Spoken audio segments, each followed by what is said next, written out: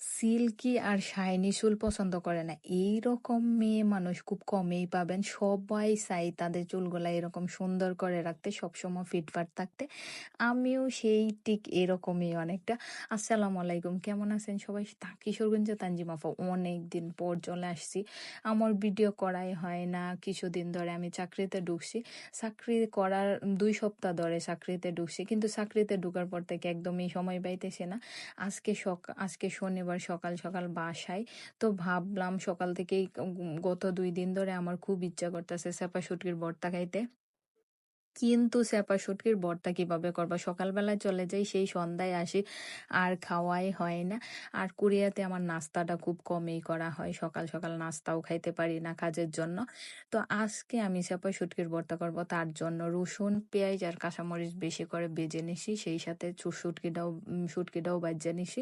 আর আমি আজকে পাটায় বাইটে ভর্তাটা করছি, এত মজা হইছে ভর্তাটা। সকাল সকাল আমি ভর্তা দিয়ে ভাত খাবো, অনেক দিন পর ভর্তা দিয়ে ভাত খাইতেছি আজকে।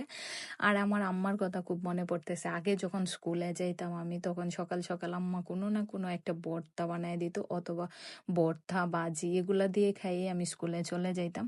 কিন্তু এখন আর সেই ভর্তা আর খাওয়া হয় না। তো আমি পাঠায় বাটা ভর্তাটা করার পর আমি কিছুটা ভাতও খেয়ে নিছি। আমার পাটায় মাখানো ভাত এত বেশি পছন্দ, কার কার পছন্দ কমেন্ট করবেন। তারপর আমি অল্প একটু ভাত নিয়ে নিছি খাওয়ার জন্য। অনেক দিন পর সকাল সকাল ভাত খাইতেছিলাম, এত আম্মার কথা মনে পড়তেছে, খুব মিস করতেছিলাম। আসলে মাই হয় পৃথিবীতে, সব চাইতে বাবা মার চাইতে আপন আর কেউ নাই। আর বিশেষ করে মেয়েদের মা এত বেশি কেয়ার করতো। তো আমি খাবারটা শেষ করার পর চলে আসছি, তাড়াহুড়া করে রেডি হয়েছি। আজকে আমি যাব চুল চুল স্ট্রেট করতে। আর আমি রিজার্ভেশন নিয়ে রাখছিলাম গতকালকে কোরিয়াতে চুল স্ট্রেট করার জন্য। আগের দিন বলে যায় রিজার্ভেশন নিয়ে নেওয়া লাগে, কেননা স্যাটারডে আর সানডে তো সবাই চুলের দোকানে একদম হুমড়ি খায় পড়ে, ওই জন্য সবাই আগে থেকে রিজার্ভেশন নিয়ে রাখা লাগে। আমি নিয়ে রাখছিলাম, ওই জন্য আমি চলে গেছি নাস্তা খাওয়ার পরেই।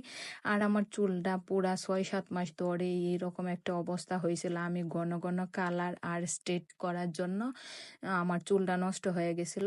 তো ওই জন্য পুরা 6-7 মাস ধরে আমি কোনো কিছুই করি নাই। অনেক দিন পর আমি ভালো একটা লুক নিলাম।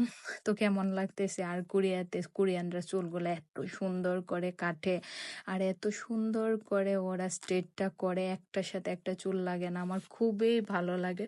তো সবার কেমন লাগলো ভিডিওটা, আর আমার চুলটা কেমন হয়েছে অবশ্যই কমেন্ট করে জানাবো। অনেক দিন পর এরকম একটা লুক নিলাম, আর চুলটাও অনেকটা কেটে দিছি। তো সবাই ভালো থাকো, সবাই সুস্থ থাকো, আল্লাহ হাফেজ।